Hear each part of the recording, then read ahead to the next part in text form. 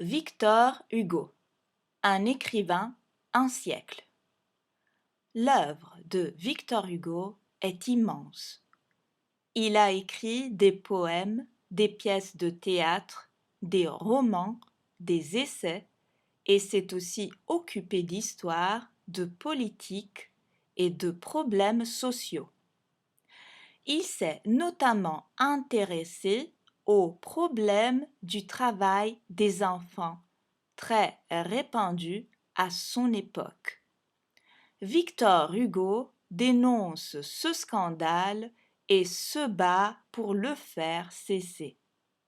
Il est le premier à utiliser l'expression droit de l'enfant.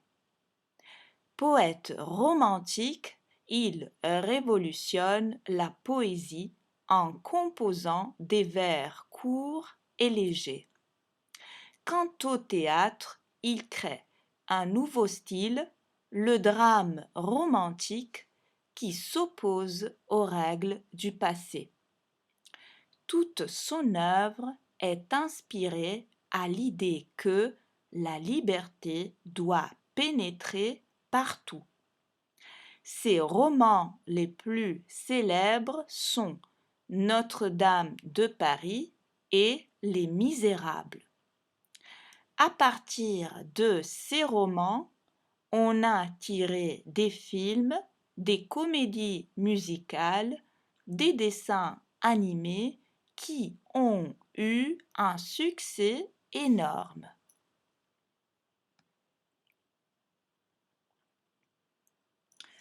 Une rencontre inquiétante. Les Misérables, c'est l'histoire de Jean Valjean, un ancien bagnard qui, une fois libéré, a décidé de devenir un honnête homme. Il prend le nom de Monsieur Madeleine et il devient maire de Montreuil-sur-Mer. Mais l'inspecteur de police Javert, ancienne garde du bagne où avait été enfermé Jean Valjean, le traque. Voilà un extrait où nous assistons à une rencontre de Monsieur Madeleine et de Javert.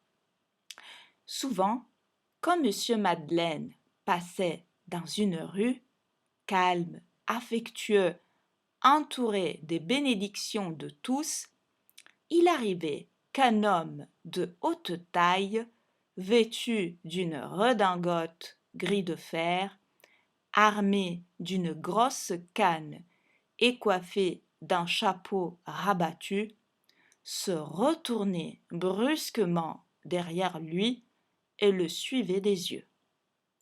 Croisant les bras, secouant lentement la tête et haussant sa lèvre supérieure avec sa lèvre inférieure jusqu'à son nez, sorte de grimace significative qui pourrait se traduire par « Mais qu'est-ce que c'est que cet homme-là » Ce personnage, grave d'une gravité presque menaçante, il se nommait Javert et il était de la police. Il remplissait à Montreuil-sur-Mer les fonctions pénibles mais utiles d'inspecteur. Les Misérables.